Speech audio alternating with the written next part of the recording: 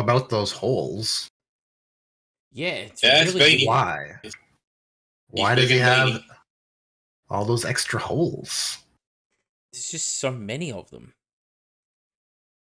I reckon there's. If someone a big party, there's one for everybody. Yeah, it makes sense, right? Like, if I was a snake man, Number I'd on. want, like, a dozen cloacas too, right? Well, when you frame it like that, it just makes sense. Yeah. Oh, shit, we're recording. So, Mhm. Grimdark Therapy. Here It is. is the thing, right? It is, as always, featuring myself, the Outer Circle, Kiefer from What the 40K, and North from Northern Exile. Probably gotten used to the Hello. format by now. I haven't told the guys what the topic is. So, you're going in totally blind, which is sort of becoming the semi-norm. Do you want to hazard a guess at what it might be before I spoil it by just revealing all? I feel like it could be anything, but I also feel I think maybe you it need to has narrow to it do down. with. Yeah. Is it about comments? About comments? Maybe I don't know. I'm trying to think of like your recent videos. Maybe there's some relation. Am I off the mark? Very loose relation, maybe. Is it Okay. piracy related? Well, it can be, but no, it's going to be general Warhammer related. Right. Okay. I'll put me up my misery. All right. So I thought, what are some trends in the creation of their models from Games Workshop that irk you? So I'll give you an example to start. And my example to start will be what they have done with scaling. So every time they scale something up, they true scale something, they always come out and say, you got more detail, the models are larger, yada yada, all the stuff they did with Primaris Marines. But then all the vehicles and the other units don't really change scale to suit around them. So you end up with all these mismatching scales until over a long period of time, maybe things catch up. Like, okay, maybe the Marine bikes have caught up now, right? Maybe the Marine Terminators have caught up now. But then people will go, oh, but, the Imperial Guard are now like, the correct scale compared to Marines. And then they go and update that range and all of them get bigger as well. So it's just an endless scale creep where everything is constantly changing in scale. So I find that to be a generally annoying trend because now, like, if you got like Primaris Marines next to a Predator chassis, it looks very, very tiny. Yeah, fair point. Fair point. No, I agree with that. It is an often positioned defense in the case of well, let's welcome new, bigger, better models, right? You hear it makes the relative scale look better. That Imperial Guard example is great. That's something that I've definitely experienced when Primaris were debuting. Yeah. It's like, oh, Imperial Guard look great. Chaos Cultists look great beside them now, right? And then those kits get updated and they're also bigger. Not every kit, not to the same degree. But, think like Sisters of Battle, for example. They realistically, should they be any larger than a standard Cadian? If not, Not necessarily. Like, people say power armor makes a difference. Look, it's very clear they're heroically scaling them just to be the other power armored kind of branded faction. That's all girls instead of all boys, right? Yeah. But no, they shouldn't be taller. You're still a regular human and peak physical condition would be the idea, right? Well, that would be my thinking. It's really they're rather form-fitting, the armor they wear, right? It looks like gothic, like plate mail. And it adds mass to you. Yeah, most of the mass is sideways, not vertically. Correct, yeah. So, if anything, it would be quite, let's say, it would make them look a lot more stumpy if it were very thick, bulky power armor. the fact that they're so sort of lithe and graceful looking still says that it's probably very, very form fitting. Yeah, you can imagine it's to a lesser degree in terms of its defensive capabilities than the power armor a marine would wear. It just doesn't look as robust, right? No. So I thought, yeah, that for me is an annoying trend. Just this upscaling thing that happens. And it happens a lot in Heresy, where the predators and the rhinos and all that, they've stayed the same size, but the marines around them have gotten larger over the years. I mean, we had that one Imperial Fist Terminator captain who, for just some random reason, was like the size of Rogel Dawn, like the It was Primarch. Aradon, whatever his name is. Yeah, the big dude. Yeah, it's like he could actually, like, physically, that Terminator can like look over, over a rhino. So bit of a tall Paul going on. So yeah, it's an annoying trend. Mm. What about you guys? You got a annoying trend, or did I pick too obscure a topic? No, I think I've got one that isn't so much like what they're doing with the models, it's the quality of the ones you get out of the box, literally on the sprue. I remember back in 3rd edition, and I would get the models off the sprue, and some of them are metal, so they didn't have this anyway, but mold lines, those are the bane of my existence. Not because they're them, right? Because every company can, produce a model that will have a mold line here or there, the kind of possible to get away from. It's the sheer amount of them, and the amount that I know looking at these models, it wouldn't have taken them very much to not have them be so obvious. Like the ones in the Space Marines are literally on the top of the power pack. Literally, the most prominent part of the model that's going to be seen by everybody, especially you when you're playing your models because you're standing behind them most of the time. That's where the most obvious mold line is. Now, it's not a huge thing to clean them off, but like if you're doing 30, 40 Marines for a list or an army, we're going to be there for a while doing this, and it adds so much time that You could know be what? used doing something more productive with When your models. And it just, yeah.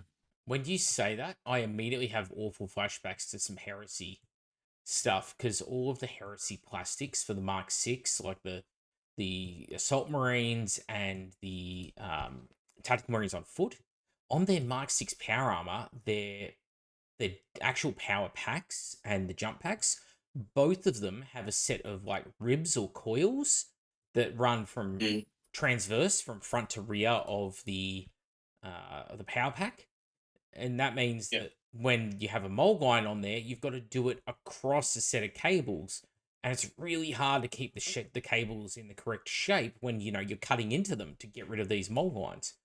Like, very, very frustrating. I don't know if you look at one of the new like Mark I 6 remember the power ones. armors, you'll Yeah, see them. It's all like conduit cables running across the top of yeah. It's like the power cables packs. or ridges, or it's an odd place to put details if you know your mold lines are going across there. They don't care. How much of that is? How much of that do you suppose is based on just heresy designs existing, ahead of time, and they're kind of beholden to representing it authentically?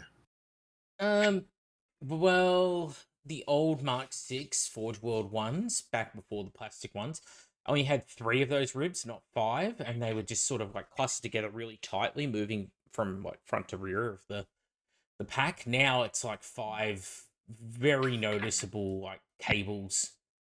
And then you've got all the nacelles as well. And I mean, even the promo one here on the website, if I get the right angle, you can see the mold lines still on the pack. In fact, if I really want to take that to an extreme north, those same models, the Mark 6 Heresy, the 2-part shoulder pad. Yeah. Yeah. I mean, it is pretty much like I've done this before, where I finish a Marine set, and for some reason, it's like my eyes glaze over on like the 10th Marine, so I don't catch the mold line. He's fully painted, fully done. And then months later, I'll be playing a game, and I'll look down, and I'll be like, "There's a fucking mold line in there. It's painted over. How did I miss that?" And because you're seeing it all the time, your brain just switches off and goes, "Oh, I'm not doing that again." Your brain goes, "I'm not doing another one of these mold lines." Um, you know, as a company that professes to make the best miniatures in the world, which is basically what they've always said they are, is that they do gaming second. It's unacceptable. I know you need mold lines and models. I'm not stupid. I know the manufacturing process to a certain degree works. You're never going to get a model with no mold lines or impurities whatsoever. It happens. It's like wanting a video game with no bugs. There's going to be somewhere, but you hide them. You try and hide them. You accentuate the positives of the model and you try and hide the negatives. Games Workshops don't do that. You mass produce these Space Marines and these other models and go, we don't give a shit what the mold lines are. Rub them off. Oh, no. Like, if I rub something off, it'd be myself on a Friday night when I've had a really stressful week at work. Do you know what I mean? I'm not going to be sitting here with my model for several hours. It's easily avoidable, is what I'm saying. It's an avoidable thing. You choose not to address. Yeah, I feel like in some areas of the newer kits, they do place the mold lines and like on seams and edges that aren't so bad, and then in other areas, like in the case with these transverse cables on the backpacks for the Mark 6 anyways, yeah, it's like right across front and the center top facing edge of the model. That's very player facing once you got models down on the table. So it's just weird. I don't know. I feel like you probably could have cut the STL, not the STL, but the base model and position it in such a way where you could have hidden those. Because didn't the old Mark III backpacks have two pieces to avoid this like very issue? Yes, they did. I think so. Yeah. Right. Yeah. Okay. See, it's possible. Is what we're saying. Yeah, there are ways of like doing it, but it depends how much money they want to sink into the mold, and it takes someone who's pretty cluey to get it exactly right when they're making these things.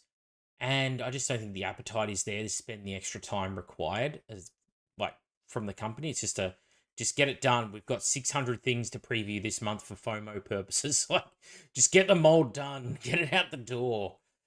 It's sad. It does feel that way. It does feel that way. Yeah, it's not like they're going to add cores and moving parts to the die in order to, form shapes in true 3D. So it's this sort of pseudo 2.5D that they do where they, you lose some detail towards the edges of something because it's curving and in order to get it to release from the mold. But yeah. What about you, Kaifa? You got something? Well, there's like the tactical rock issue. That's like low hanging fruit. Everyone knows what the tactical rocks, right? It's also common. Even GW, maybe they can't not ignore it, right? You know what? But they took my April Fools that I ran like a year or two ago, and they use it themselves. Cheeky bastards! Can I get them for copyright infringement? Yeah, that's a pretty good tactical maneuver, I have to say.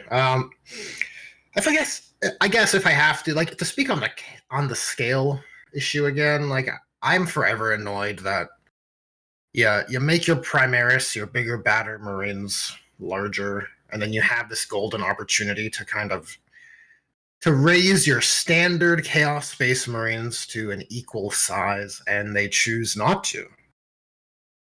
And then you have the same thing happen again with with Chaos Terminators, right? Or Chaos Space Marine Terminators, where the new Chaos Terminators come out.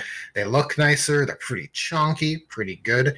And then in 10th edition, in the Leviathan box, we have these new Terminators. They're not Primaris. They're not called Primaris, but they're clearly bigger than even Primaris models, right?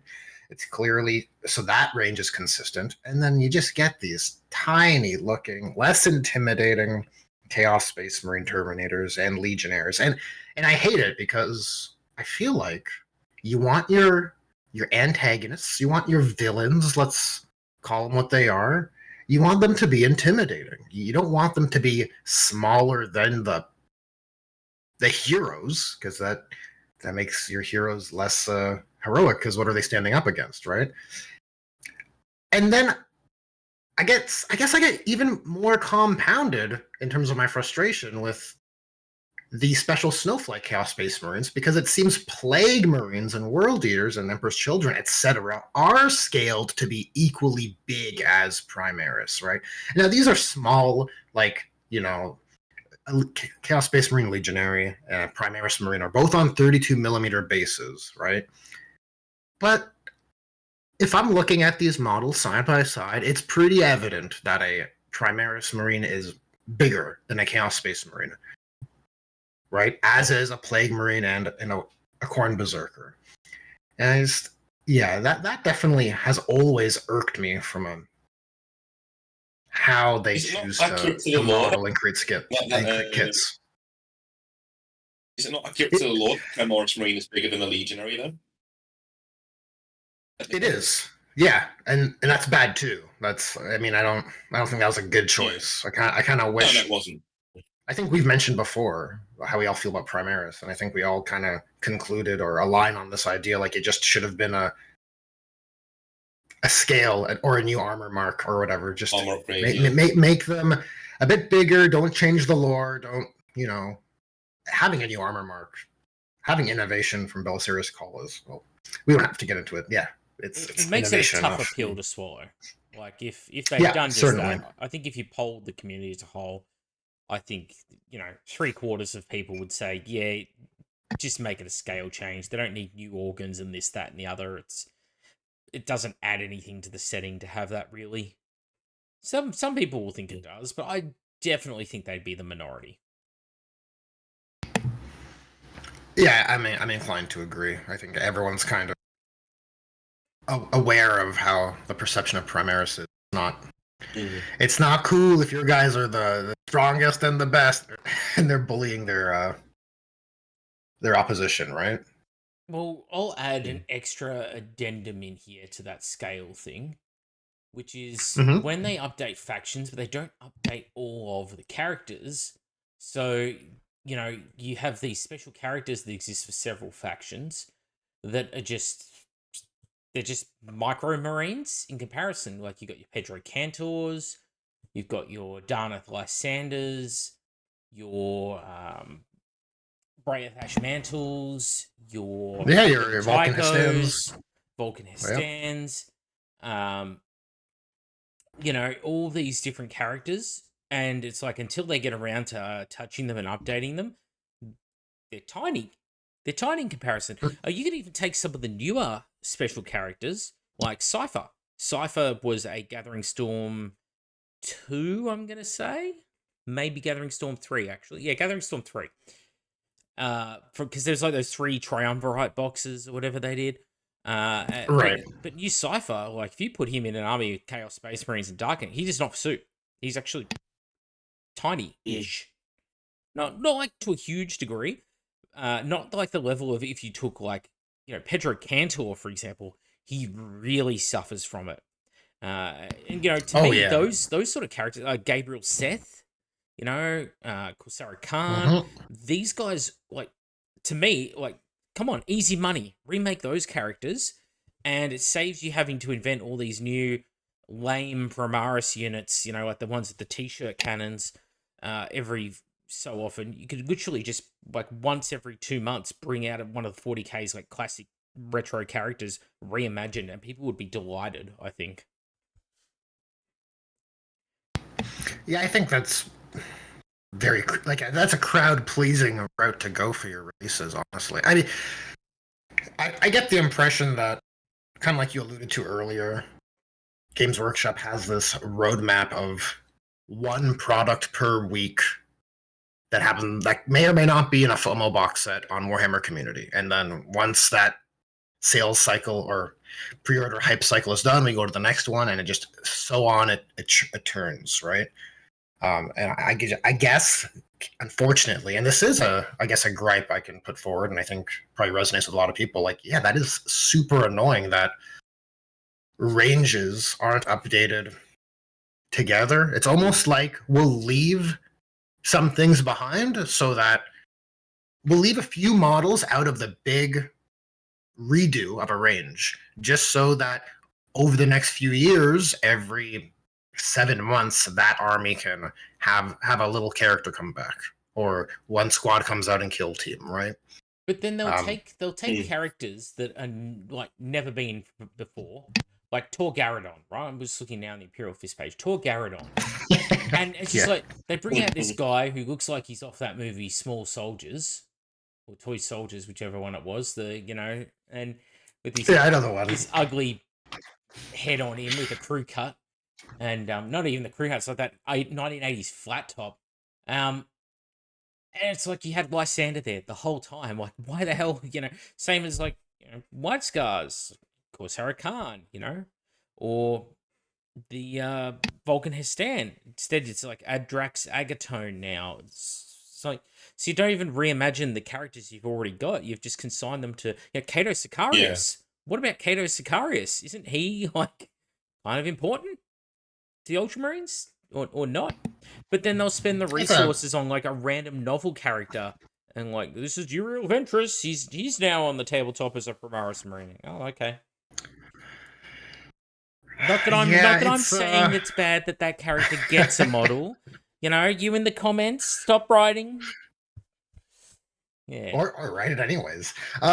You know what? Like it's a weird one because that's another annoying issue. You know what? A lot of my issues are just based on like lacks and contrast between Chaos Space Marines and Primaris, I feel. Because it's like, yeah, it is very annoying for the loyalist Space Marines to get a whole set, like one per chapter of, new characters, sometimes reimagining old ones like K-Van Shrike, or I think Korsara Khan actually was. I think he has a Primaris model, if I'm not mistaken. No, but in any case, oh, yeah, not on bike. No, on foot, because you don't want bikes on White Scars, of course. Yeah, but then Chaos, like, dude, how, like, the Chaos Space Marine the first founding legions, right, for lack of a better term, right? You have your first founding chapters, you have your first founded legions. They're like super important to the setting. Like, why don't they have a round of characters? Why don't we have one Word Bearers or Iron Warriors character, right? Like, and I bring this up because I think we're getting another round of those. Like, I don't know if we're gonna get supplements, but I feel like we're gonna get some Space Marine characters this year. Well, let's say you played Ultramarines. Call it a hunch. If you played Ultramarines, you can have, like, on your display stand, this is, the Primarch, Rabude Gilliman, and there's Marnius Kelgar, he's the second in charge. And here is Kato Sicarius. You can go through, like, all the different characters they've got about. And then it's like, you pick any other chapter, and it's like, Primarch, I haven't really got a chapter master for you. It's like, unless you go like Blood Angels, Dark Angels, or Space Wolves, like, obviously these are the big four that have always had heaps of support. But it's like, the minute you step outside of that, it's like, well, don't you want people to, like, explore other factions in your setting? You're constantly telling us, like, this is, your hobby. It's like, it's our world, but it's your hobby type thing. It's like, well, you would think they would at least give you the tools to make your own. Yeah. That's where I would be like, okay, here are it should be like one box where it says, Space Marine heroes, and you get to make 3 characters from this box. There's parts for a bike in there, there's White Scars heads, there's Roman heads, there's wolf heads, all these other things, right? You can make whatever champion you want, loads of weapon types, this is the conversion box. Make what you want from this box. That'd fly off the shelf. Like, it'd make so much money. There's so many. I'd get 4 or 5 of them. But ever since 8th edition, this whole you are monopose now, because this is sort of flowing into my next gripe, is monopose miniatures in all but name, right? And there'll be 80-part kits that it's like, oh, well, you can swap the heads on them, or you can change the arms from some torsos to another, and that's it. So the torsos and legs, they're all in fixed positions, and most of the parts look the same anyway. You look at, a Primaris Marine squad, it's like, the helmets are all the same. It's so it's down to, like, what angle you tilt the head on, I guess. Like, the weapons are the same. So this one has purity seals, this one doesn't. Hey, it's like, either commit to true monopose or commit to full multi-pose kits. This half and half where I have to do all of this assembly for the exact same miniature, like in the Horus Heresy kits, there's 5 poses. That's it. and they use the same 5 poses in all different armor marks because they just use the exact same base model, the same wireframe, and then they just added extra armor over the top to make the Mark III. So it's all the same pose. So it's like, I've got 5 poses. If you're going to give me just 5 poses, why don't you make the entire legs and torso one piece? Instead, I've got to like glue bottom leg of this one, bottom leg on this side, half a leg over here. I've got to glue the hips on this one. It's just, it's frustrating, like legitimately frustrating, because if you were giving me, like I said, if you were giving me the ability to fully pose them, like they pivoted at the hips still because the torso was separate, that kind of thing, cool, I'd be down with that. But it's not how it works. What you get is you get this mishmash where it's like if you look at the Horus Heresy miniatures, the front half of the torso and typically the front half of the pelvis are together. So the back half of the torso you have to glue on. Then you've usually got either one or both lower legs to glue onto the miniature. Then you've got, the 2 halves of the shoulder pad to glue together. And then the other shoulder pad, the helmet, the weapon arms, and the backpack. And it's like, well, the arms are paired. If you get it wrong, they don't line up to hold the weapon because the hands are already placed on the weapon these days. In the old days, it used to be you cut the bolt gun separate off the sprue and you glued it onto the hands. Now the hands are included. So it means you can't paint it separately and you've got to go through this extra assembly. And you've got to get all your arms perfectly matched up, which if you're not paying attention, it's easy to mix them up when it's all power armor. None of them have hands. They all look basically the same, right? Yeah. It's just kind of frustrating. It's like, why don't you do like other companies do, like a Song of Ice and Fire, or Bolt Action? Just cast most of the model as one piece, because you clearly don't want it to be multi-part models, or else you wouldn't have, attached the chest plate, the breastplate on. Is that to stop like third parties? Is that to stop torsos swaps? So I can't have, like Thousand Suns Scarab icons on the center of all my torsos? Like, okay, lesson learned, I guess. I won't customize my army. It's definitely an odd one, right? Like how much, like GW definitely is beholden to the idea that, like how North mentioned earlier, they make the best model makers in the world, right? They make model kits, things that you have to put together. You open it up, it's all on a sprue. Look at all what's going on. Like there's a lot of. It sounds weird to say, almost like hype or excitement in unboxing when you have a sprue full of pieces, right? Everyone gets excited typically. It's like, oh, look at this sprue, look at all these parts, all these extra bits, et cetera, right? You definitely have that kind of energy going on. And so I feel like they have to have a kit you can build as the product still.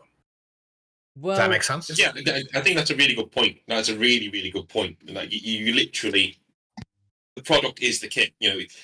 Building models is essentially it's what I like to do. I enjoy painting, but converting is the one thing I really enjoy doing. Like building something new that looks like it's in a spinning pose, or there's now a Space Marine sergeant with halberd in one hand and a blade in the other, and he's charging forwards, and he's now got some green stuff robes and things. Dude, it's brilliant.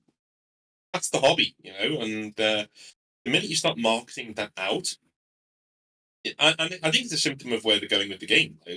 By the way, those two-piece shoulder pads are an abomination. Not good as put in the chat, but never mind. Yeah, like if you start marketing that out, it shows you where you're going in the hobby. You don't need conversion pieces to play in tournaments.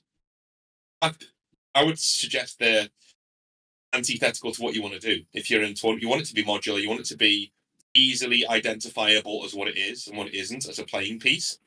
Moving away from forms of expression, we're moving towards playing pieces. That's why I think we're getting these kits that are low quality, right? I don't mean low quality in the detail. I mean low quality in mold lines. Certain bits of the certain bits of the model don't appear to have molded very well as they come out. They don't appear to be. There are so many different pieces need to stick together for the same result as you got. 20 years ago with two-piece models, right? They clearly can't do this because every single time they release a new edition, the models have 2 or 3 pieces each. Now, you could do that as the base model and then have lots of options for different arms and different weapons and different things like that. That's what we used to have, right? We used to have a Space Marine would come in 2 or 3 parts. But beyond that, you could switch and match and you put one weapon here, one weapon there. You put them in a different pose. Nowadays it's monopose with nearly treble the parts. I honestly think that's because they're game pieces now. They're not really meant to be seen on your shelf. They're meant to be undercoated once, maybe a blast of silver and some Nuln Oil, and you get them on tabletop because we need numbers for the tournament. Yeah, well, the rules writing philosophy seems to align with that. So you're probably onto something. I put a picture in the chat, and I've got it on screen for the viewers right now. But this is the Legions Imperialis Predator Squadron. This is epic. Like, vehicles, you kind of remove them with the dustpan and shovel. When they die, they just tend to die in droves. And it's like, look how many parts are there. That's an 8mm scale vehicle. It's a vehicle that is smaller in length than a Marine is tall. And look how many parts there are. Like, there comes a point where it's tedious. And yeah. This is strange because the Rhino's sprue is just as busy. And it's Rhinos. It's like all the exhausts are separate parts. The actual pintles for the weapons to glue onto are separate parts. There's even little hatches or cupolas for the crew on top of each of the turrets. It's like there is a degree of tedium, and tedium is warranted in miniature making as a hobby, I feel. But there's a limit, right? And it's like, it's one thing if you give me a 600 piece, this is a German Karl Morser from the Eastern Front, 1942. It's got 600 parts, and there's a die-cast barrel in there, and etched brass, and, cool. I know what I'm in for, right? I'm probably going to make one. When you're making 20 tanks for Legions Imperialis, it's just pure tedium. Like, it loses the luster after the first few of, awesome, I'm building miniatures. And you don't want that. You want it to straddle a fine line of, yes, I'm doing busy work, assembling miniatures, but I don't feel like it's become a chore, if that makes sense. It should be enjoyable. So, like, I'm looking at the sprue for the Deimos Predator there. Now, those side exhausts on the Rhino variants, I think the unassuming, the layperson would look at the sprue and just assume that you have all these small pieces because that's the best way to have a detailed end result, right? That's why all the exhausts are separate on the sides of the bodies of these predators. Is that a correct assumption in your estimation, Maka? Because you know about plastic injections. Well, something I know even better than plastic injection molding is the original Epic board game on the tabletop. I don't know if either of you played it, but do you want to guess how many parts are in the original Rhino kit? I guess 2. Yeah, probably 2. 1. Maybe 3. Yeah. Just one. Yep, the whole Rhino was molded as a single piece. Yep. Yeah, so then you know what? I'm inclined to believe they want you to feel like you're doing stuff. Look at this kit. You've put it together. Look at all these pieces. It's exciting. All these options, right? Yeah, things like the exhausts, they could be molded into it. You'd lose a tiny bit of the detail doing so. But for the purposes of, like, the game, no one would care, I don't think. Not at that scale. Like, right, exactly. They already made that decision with their Space Marines, in that the way their bolt guns would be held, they'd have those big bits of flash behind them. So if you've done it there, like, just do it here too, Like, this tank at least has a hull bottom, so it's already doing better than the Rogel Dawn tank in 40k, But there's a certain irony to that, right? Because it's like, it's an epic piece. Does it need a bottom? Certainly not. Because the old ones did not. And they were on bases, correct? Or no? No, they weren't on bases. Only the infantry was on bases. But if you go back to the old epic, if you look at the miniatures, they had no undersides sculpted. Nobody cared. Nobody cares because they're so low on the tabletop. Unless you're picking them up and looking underneath, you're never going to see it. So it's so you got that It's extra justifiable to omit. So yeah, it's a bit of a strange choice. But I just use an I think, example I of think like making a very busy mold that doesn't really achieve much out of its busyness.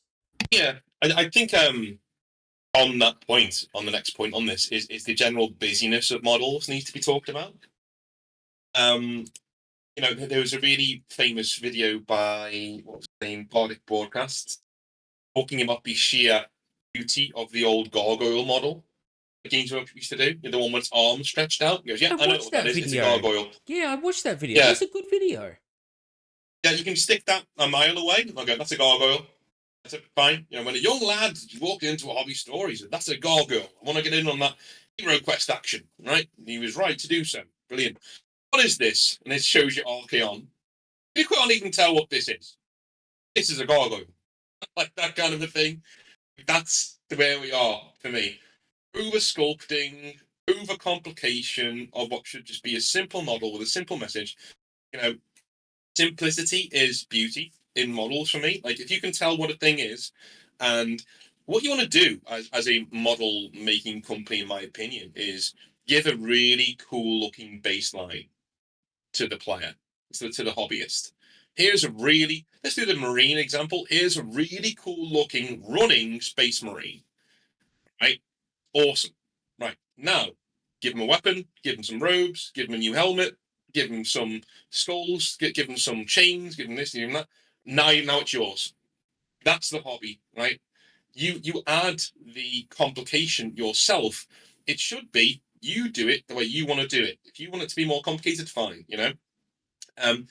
The over sculpting is just, you know, chaos players have had to deal with this for decades, but they've taken that to the entire range now. You know, all these details and inner workings and brass work and things like that. It's not needed.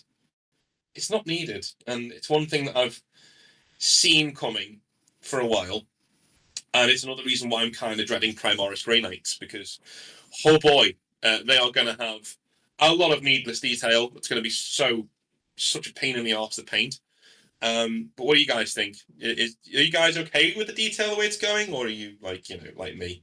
Well, I think to your point there, that was a point I would raise in defense of Primaris at the time. Like one of the big criticisms range was like, oh, they're too plain, right? I have all these comments in my videos at the time where it's like, they lack character, they don't have the heart of the chapter. I mean, I would dig and respond to the comments with that were left on those videos. I would find out, oh, this person they play Space Wolves, they play Black Templars, they play Dark Angels or Blood Angels. That's typically how it would work, right? They're used to having all of that extra sculpted detail and character. So, excuse me. So relative to the new Primaris, they're all plain. You know, you don't have your sculpted anatomy. If you're a Blood Angels player, you're used to that from all your special tactical Marines and Sanguinary Guard, etc. And then conversely, when you look at it from the, the Raven Guard, Salamander, Iron Hands, etc. side of the aisle, well, you didn't mind as much because, well, you were playing with tactical Marines that were just more generic in comparison, right? And to be honest, North, like I kind of align with you on that. Like I like how I enjoyed when I was doing my Space Marine collection and my Primaris collection, that I enjoyed that they were plain so that I could imprint upon them the kind of character I wanted for them as a successor chapter, right? Yeah. I thought that was like, I don't have to deal with filing down all these details or whatever else. So it definitely is like, I prefer it, but I can see the other side that's kind of bummed out, but I don't know. I feel like that's the hobby, make it yours. That kind of thing is probably the preferred, like the lesser evil than having your Space Marines only come one way. On the chaos side of the issue, yeah, they're saddled with all that gaudy trim and scraps and torn cabling, Macca's favorite. Just because GW wants to brand them as they have a hard life out there, right? And they must have trim. Yeah. Yeah, easiest, laziest way for them to do it. When I think about it, like, I mean, I was complaining about this back when it was just Raptors and Warp Talons and the Helldrake. It's like, why is there so much? Like, it's easier to paint these things gold and pick out the not gold bits. And again, it's where tedious comes in, where Yeah, that's a great example of it should be less is more, right? yeah, well, it's like no matter which way I cut it, whether I paint them gold and then paint the non-brass, or whether I paint the non-brass and then I have to go back and do all the gold trim by hand, it just sucks. Surely there's not anyone out there going, you know what? The most relaxing part of this model was the 45 minutes per model it took just to get one coat of gold down over the sheer amount of trim on it. Or in the case of the Helldrake, it's probably a couple hours in it to do a good job of painting all the gold on it because the entire wings are just covered in trim. Yeah, it's not needed. You know why I know it's not needed? Because there was no other robotic flying dragons in the game. I could tell it was chaos. You know, it didn't need the gold trim. I look at some of these new Tyranids, right? And it's like the Norn Emissary. I'm not going to say they're ugly models or anything like that. They're not, right? I think they're nice looking models.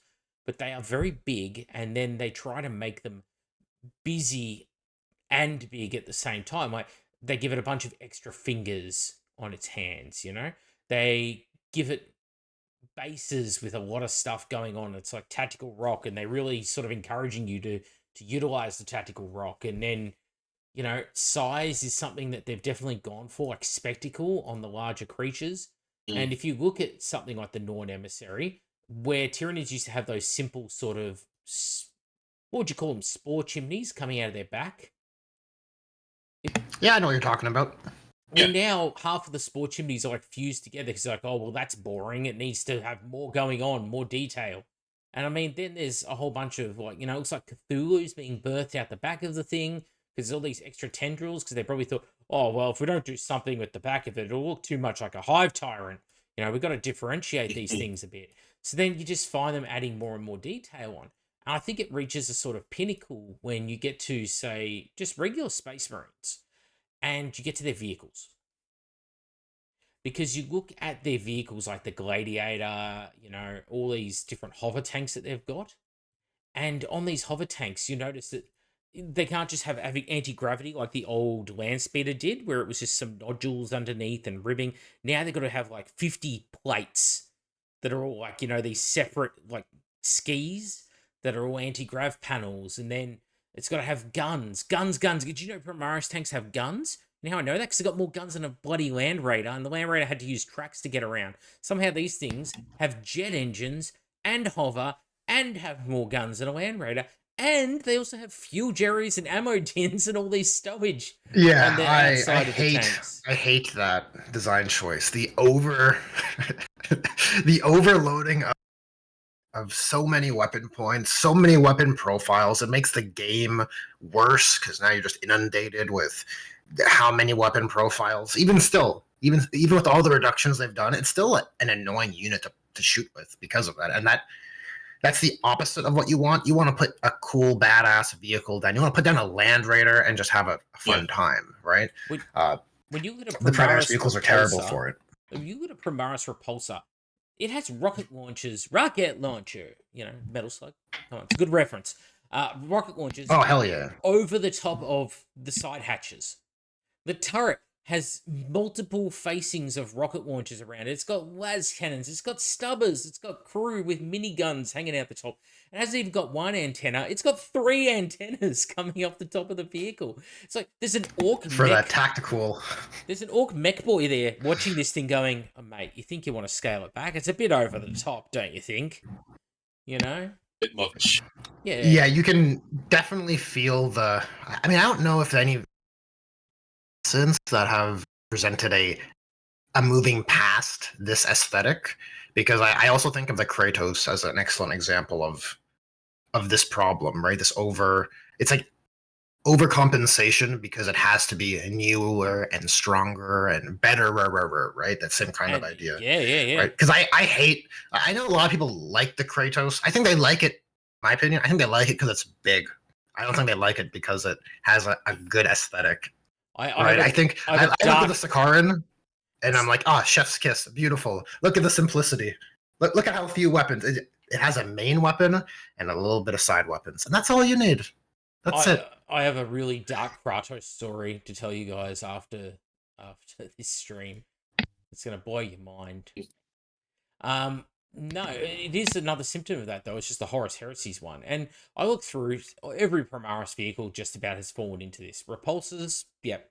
Their speeder, their land speed now has little miniature like rocket launcher side turrets. It's got a minigun in the nose of it. It's got that little miniature turret with that bloke sticking his head up between the stubbers on the back. Yeah, the Impulsor, which is a Rhino analog, has side sponsons, and it's got a small turret on the back like a Razorback, and it's got a pintle weapon for the crew. And then you compare them to like the Vindicator, and like, oh, Vindicator, perfect, chef's kiss. What does it do? Oh, it's got one big gun on the front of it. Lots of armor on the front with that big dozer blade. Probably drives up and dumps a big shell into things. It's like beautiful visual language, visual design 101 summed up by that particular vehicle. And it's across the board, this problem. Same like Whirlwind, like, it's got missiles and they're pointing upwards. It probably fires them into the sky or in some form of artillery. And lo and behold, what does it do on the tabletop? So, yeah. I think it speaks volumes that the you browse on Instagram, like awesome updates and uploads of various skill levels. You just get you see all what the community has done with the hobby, right? It's an excellent tool for that. And I think it speaks volumes how great the disparity is in the case of the Primaris vehicles, because it seems to be the case that it's the hobbyists adding and removing elements to these models is what makes them look better, right?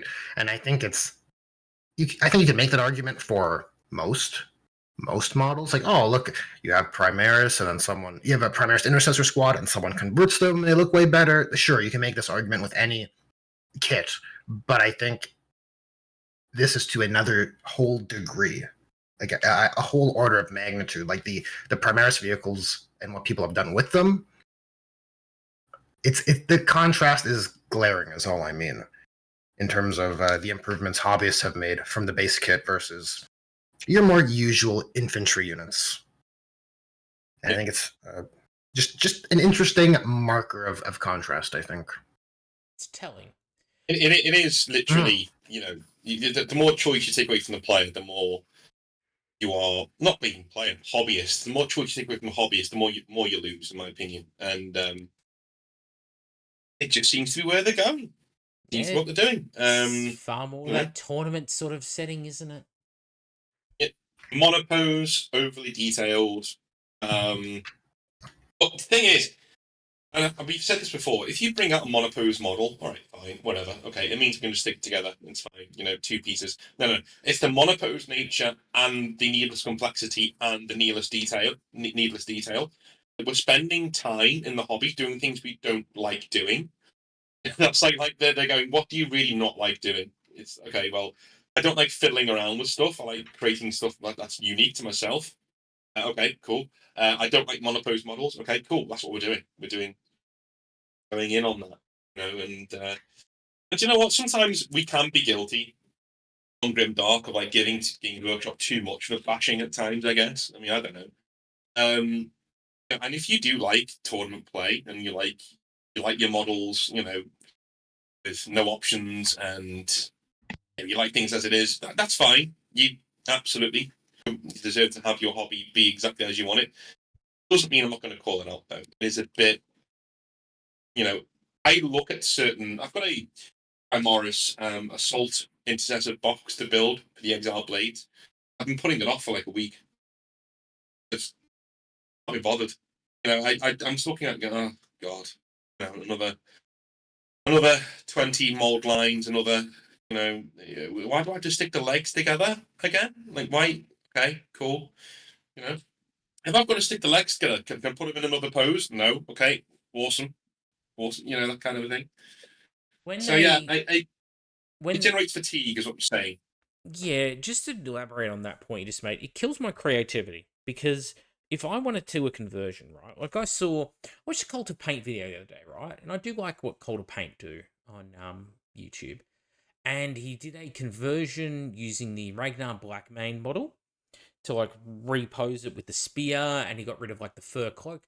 But because these parts are so integral to the models now, like he had to go and cut up another Primaris Marine just to take the spigot on the back of the torso that the backpack attaches to, and then he had to glue it onto Ragnar's model, and then had to like putty around it and sand it and clean it up just so he had something to stick the backpack onto because the cloak included that part on the cloak. It was just so integral to it.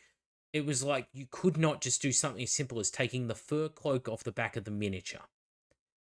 And this has become like really widespread with characters where cloaks especially are just blended in all the time into the arms now. And it's like, oh, good. If I want to repose this miniature, you know, you got to be a bit more. You got to be a bit more of an advanced hobbyist because you have Oh to yeah, one hundred cut percent. and hack, and you have to use putty and stuff like that. Whereas like kit bashing is where it's supposed to begin as a young hobbyist.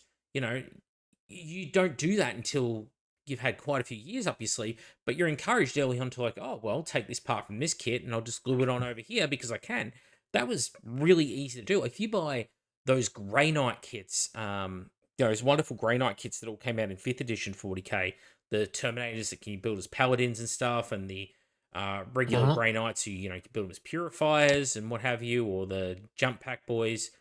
Um, all of those kits are wonderful because like I can just swap parts willy-nilly however I like amongst them. Any arm on any model, you know, apart from like maybe the one guy that holds a weapon with 2 hands, and that's about it. You know, it's like great, Yeah. awesome. It's so easy to do. But now if like, you know, you go to Primaris Marines and it's like look at half the characters. It's like you can't go chopping an arm off. If you go chopping an arm off, it ain't going to work for you very well. There's going to be something in the way, like robes or cables or pouches or just something. Um, so it really means there's sort of like losing that level in between like amateur and advanced hobbyist. You know, that interim step that you took where of kit bashing, where you could just take parts and easily just port them across. Now it's either you don't do it or you have to know what you're doing to do it, if that makes sense. It's kind That of makes like perfect sense. we're losing that feeling of walking into a hobby store and somebody going, "Wow, what's that? How did you do that? You know, that's great. Like, wow." The only time you really get that is at actual competition level now. Your golden demons, your things like that, where somebody has to convert a diorama or something. You know, I walk into any game or any store now, and I walk around and you're not really hearing that conversation. How did you do that? How did you get the weapon on there? Oh, what kind of what kit's that from? Oh wow, yeah, because they're all the same models. You know, Yeah. you don't hear that conversation anymore. But sorry, Kai, if you're going to say something before I butted in. I mean, I guess it's just harping on that same theme, right? Like the rules definitely just long gone are those days where we would have rules which the creative exploration of whole units, even right? Like there was no kit or product to be sold for it, but you'd have a rule, right? Like you could, in theory, have circling back to what we said earlier about like Space Marine characters, right? Like sure. The salamanders may not have a model for their chapter master, but there could be a data sheet that says, it could even be a data sheet that references specific GW kits you could use to make this model, right? Take Gravis Captain, whoever, and then modify it with these parts, right, to get these weapons. You can find spears and whatever in these uh, these kits, right? And then encourage a bit of kit bashing. Like I mean, I haven't read a White Dwarf in a while. So I don't know if that is still encouraged in that space. That's possible. But it's certainly not in the core rules, right? They definitely are discouraging the creative element of the hobby. Like you think of orc ludas, and looted vehicles, that sort of thing. Used to be It's some of my super favorite wholesome. bits. Used to be some of my Yeah. favorite stuff. Watching the crazy stuff orc players would come up with. I would like to add another one on my list of like gripes with the miniatures. Having factions that just go the longest time without their characters being updated, or the characters just sit in purgatory. So the Eldar, they've just got their update to their Phoenix Lords and that. Most of them are from the 90s. Mm-hmm. There are pictures of them in my third ed book. So it's basically 30 years. 30 Right. years that those same models were in use. So it's too long. You can't go doing literally every edition. Space Marines, like tactical squads, have basically got a new kit every edition. The only thing that's shaken that up is Primaris Marines, where they don't get a tactical squad every edition, but that's because the weapons themselves have now been divvied out, and those squads, you get like one an edition. It was like the Plasma guys in 8th ed, the Melter guys in 9th ed, the Flamer guys in 10th. It's like they split the role of the tactical squad, but then you go over to something like, and I've got Dark Eldar up on screen. It's like, well, the last update truly for Dark Eldar that fleshed out most of their range was 5th edition 40k. And before that, they were sort of renowned as being long in the tooth because their last update prior to that was 3rd edition 40k. And you've got characters like Asdrubal Vect that are just MIA. Just Games Workshop's like, well, we are too lazy to even just make a plastic conversion for him that allows you to just take the existing Raider model and glue him into that. They're too lazy to even take that step. It's like that is the key character of that faction.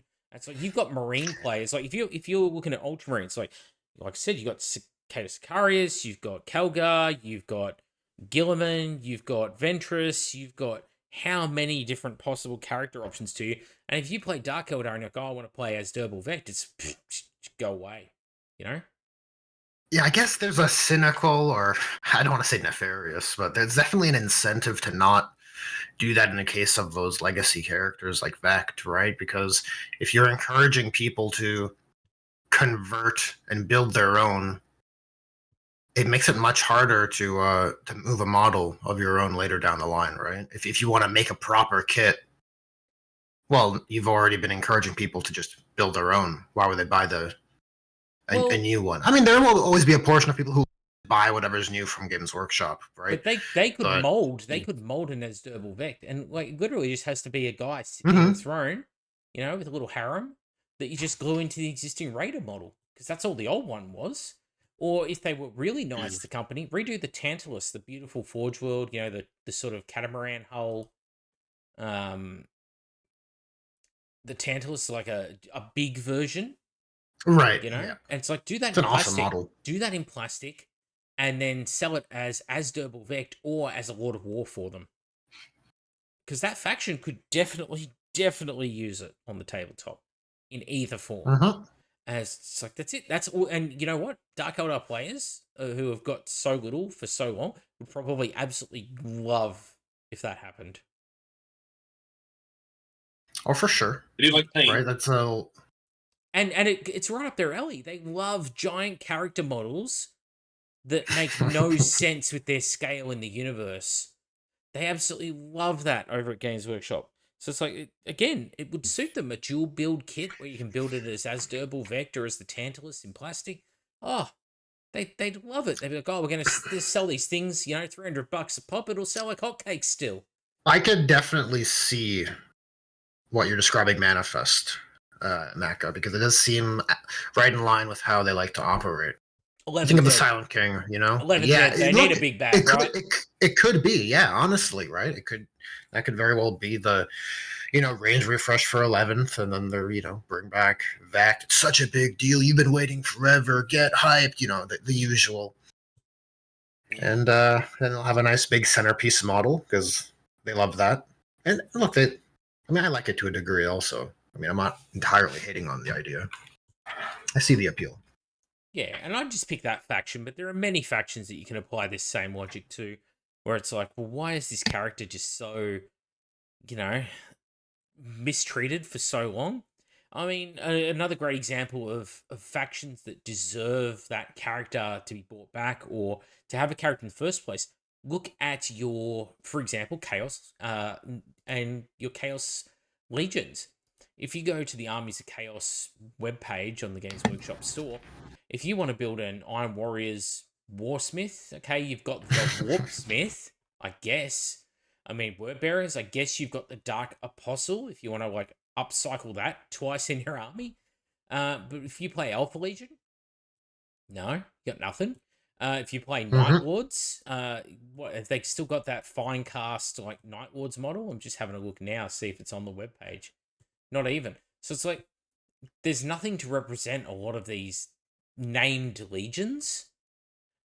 And again, it's like easy money, right?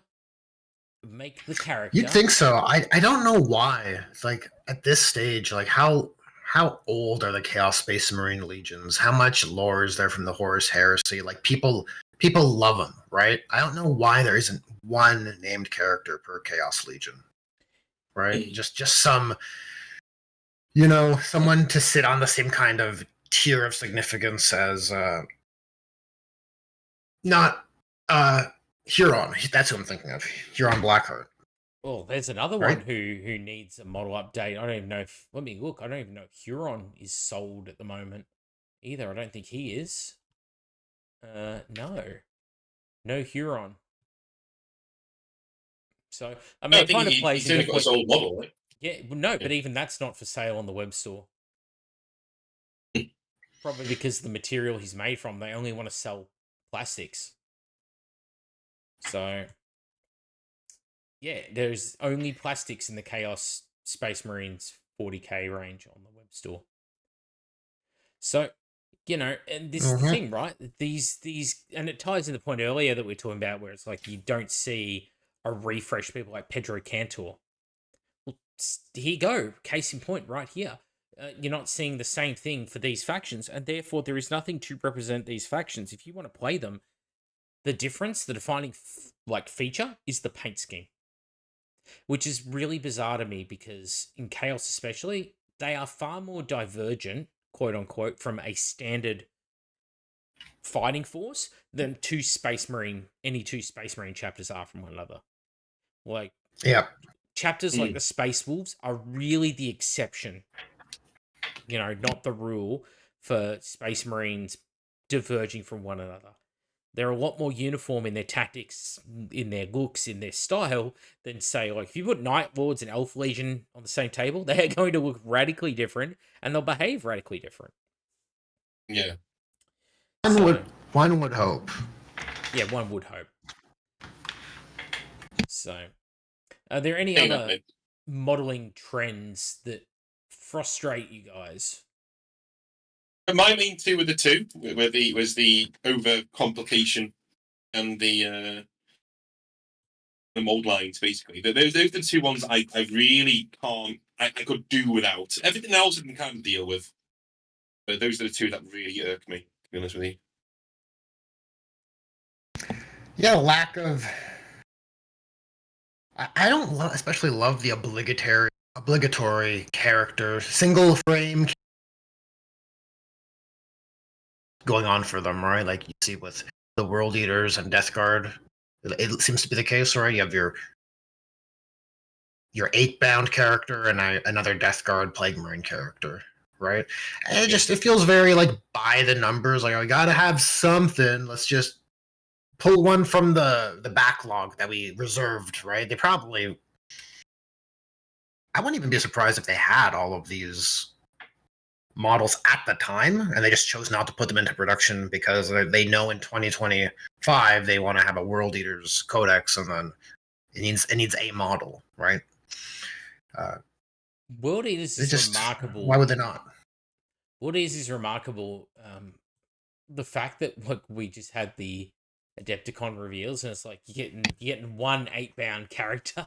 And it's like that army like needs something else added to it, right? Like it's doesn't feel like an army at all right now. And they're like, oh, really? Well, we've got an 8-pound character. Oh, like, what more could they possibly need? It's like, oh, like a blood priest or like a dreadnought or maybe a blood slaughterer. Like bring back some of the classic Forge World resin There's so units and much they could do plastic. for World Eaters. Like it's Corno such rich ground. Terminators. Yeah, and instead they're just like, yeah, one character. There you go. That's your range refresh. Yeah, it's because like that's the like where's the incentive? It's like a crocodile, right? Like a crocodile doesn't have to evolve. It's operating. It's sitting pretty just fine how it is, and that's kind of like how GW is. There's no incentive for them to need to give more to World Eaters, right? Emperor's Children can come out and they don't even need Sonic Dreadnoughts, right? Because if they did, would people buy them anymore?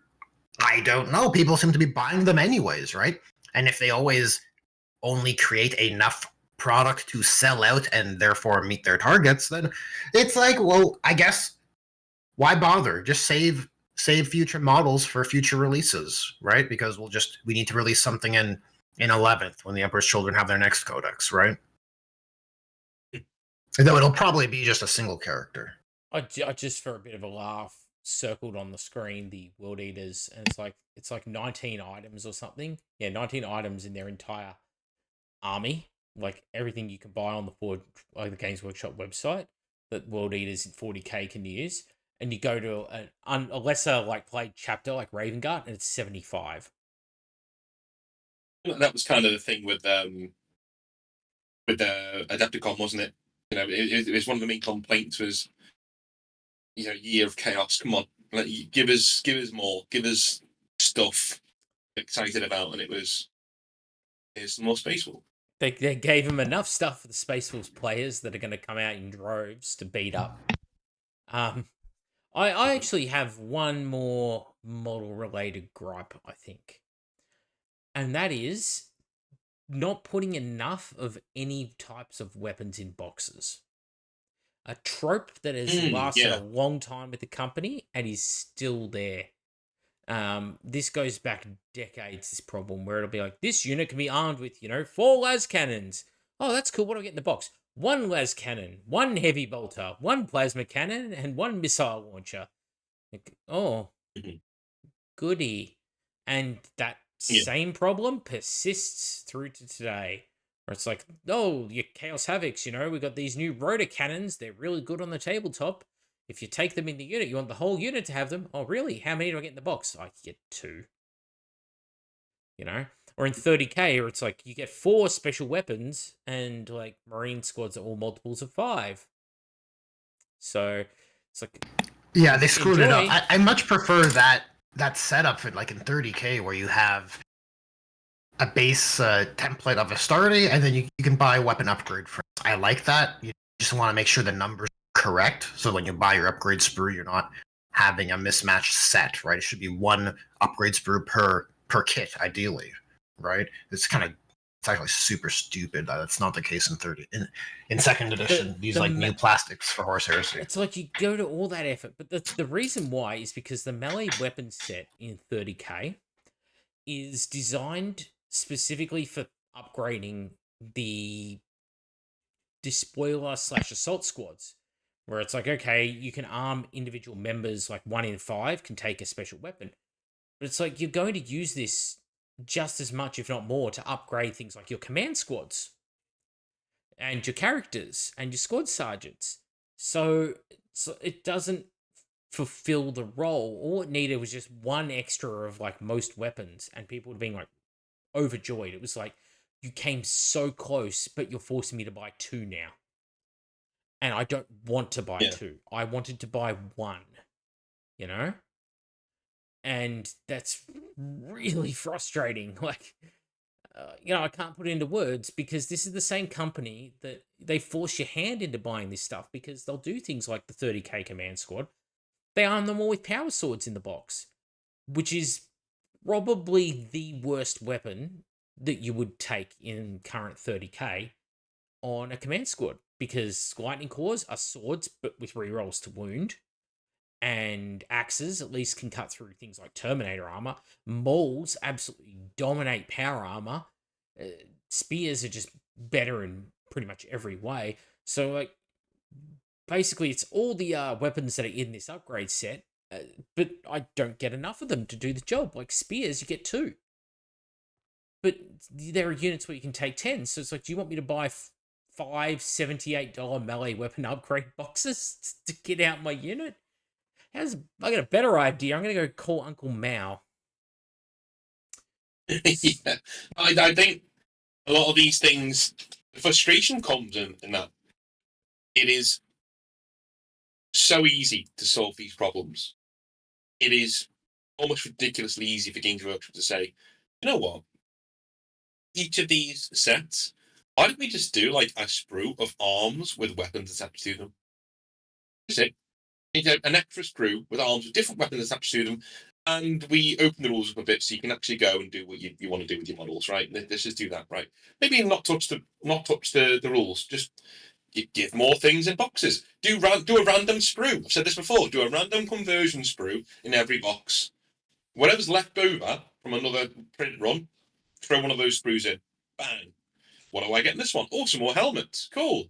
Right? You get your normal 3 sprues to run your assault intercessors like I've got next to me here, right? You get your 3 sprues in there for your baseline unit, and then there's an extra sprue, could be big, could be small, of just something they had lying around that is also Space Marines that goes in, right? Just to convert and to do things. It might just have halberds, tabards on it. It might just have helmets on it. Doesn't matter. Something, I think that's the point. Is that the more uniform we make it, the more needlessly complicated we make the process, the more your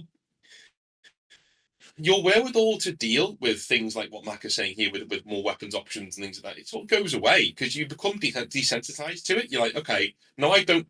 Your model's so overly complicated. Now I don't want more options because it's just going to make building the model far more difficult. So just give me the model in monopose. Okay, fine. I can knock this unit out.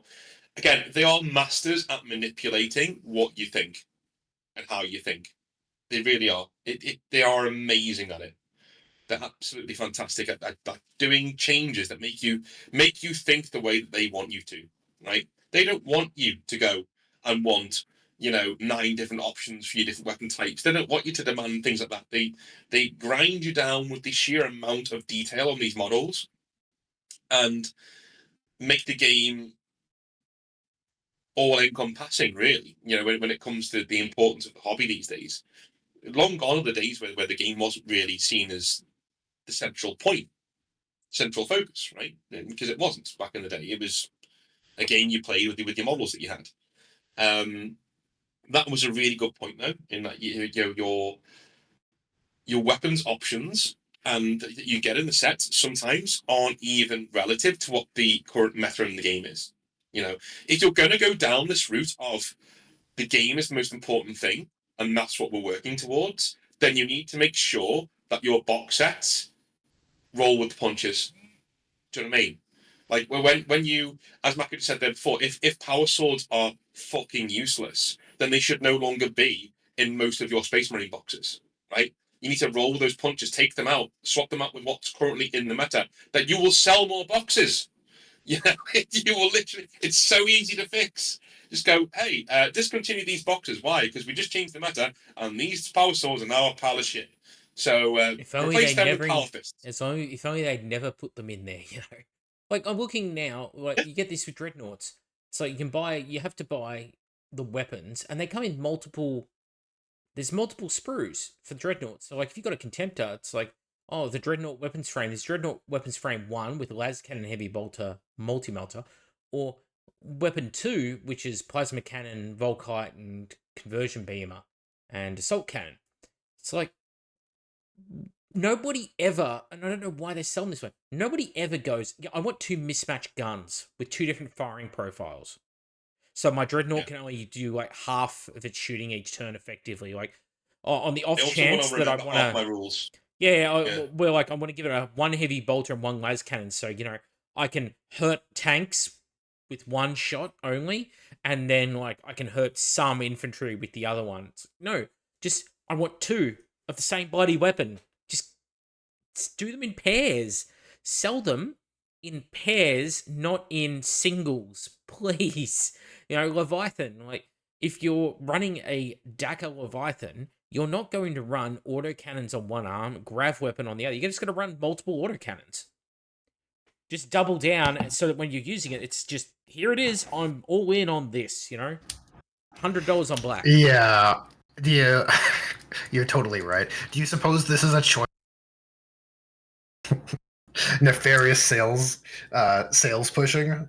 Just forcing people to buy more because they know? Or do you think it's just incompetence? I would like to attribute it to incompetence. It's very easy to, like, label the company as bad guys. I mean, a lot of what we do in Grimdark Therapy is exactly that, labeling them as bad guys. But, like, there will be more positive episodes that we do down the line, but the whole point is it's therapy. It's us getting out our gripes, right? Yeah. And it's like, I don't think that it's necessarily done by evil, like, marketing people, because there's no way those evil marketing people have ever read these rules or understand the game. I mean, half the players can't understand the game, right?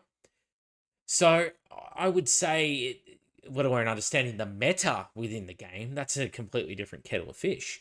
And to call it perfectly before you sell it, like to know that this weapon's going to be super popular in the meta, it's going to combo with this particular build when it hits players. No, they don't think that many steps ahead, because usually it's the broken builds that people find out that make things a meta. No, I think it's just entirely a case of they think that they're doing a favor for us by creating these weapons. They just don't realize that, like, the application of the weapons from the rules would require us to take multiples. They just think, well, we've created now all options that are in the box. You're satisfied, right? I think it's exactly that simple. Mm-hmm. Absolutely. Yeah, so, catharsis. Yeah. I did see your suggestion for a next topic pop up, and I really like that one, North. Yeah, it's a good one. We'll chat about that after the show. Or about a little bit of a teaser. A little bit of a teaser there. Yeah. North has a topic in mind for the next episode. That's the teaser. Yeah. I mean, I can reveal it now if you want. If we're done with this week's discussion. Yeah. 100%. All right. It is going to be. Is it impossible to create the next Warhammer 40,000 killer? What I mean by that is it impossible to create the next big game that's going to take the crown? Or has it always been impossible? Or is it really, really difficult in the modern, hobby landscape against that next time? That'll be over on my channel. I'm liking the sounds of this. So, yeah, that'll be exciting. I don't really have anything more to say. Have you guys got anything you would like to add before we go? Plug of your channels, perhaps? Yeah, I guess so.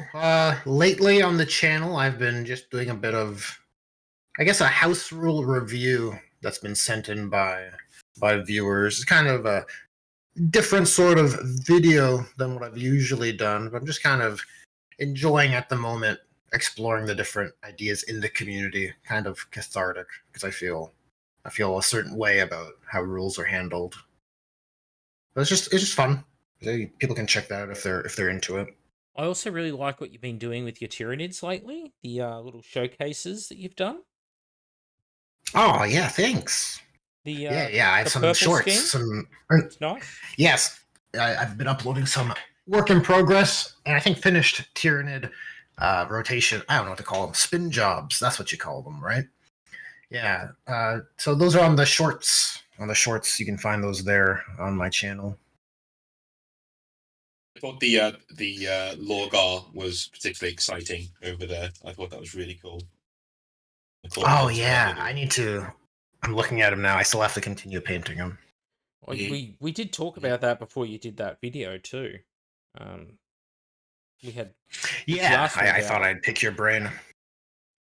And it is pretty similar to that artwork. I'll give him points for that. It is actually a very tasteful miniature they came up with. It's always very frustrating when the fan base does things that Games Workshop could have just made and brought out, but that's what it is. Oh, well, they're waiting for 14th edition to bring out Demon Lorgar. So if anyone wants to know what we're talking about, go over to Kaifa's channel and check it out. Spoiler. On mine, nothing much. We're just doing hobby nightmares as per usual. I've noticed that I don't know if any of you guys have noticed it. We could talk about offline, but it's always good to go behind the curtain. The numbers are trending upwards again, which is nice after the lull of Christmas period. So, well, after Christmas, as you get a lull after Christmas. So yeah, we're doing hobby nightmares. We've had a really good couple of weeks with really good subjects, and I'm really low key proud of the last 6 or 7 hobby nightmares episodes. I think every one of them has been kind of a banger, which is very rare because sometimes you get hobby nightmares and they're a bit of a dud. Sometimes I can't control what I get sent in. So the last 5 or 6 have been really good. So yeah, go check that out if you're ever bored and you need something to listen to whilst you cook, or you want to have a laugh about the time my red night nearly didn't get me laid. That's another story you can listen to. He didn't? Oh no. No, I liked the no. painting one recently. That was enjoyable. Oh, cheers. Yeah, the Cheers, Grey yeah, Knight, Red Knight is pretty much as good an aphrodisiac as oysters, I hear.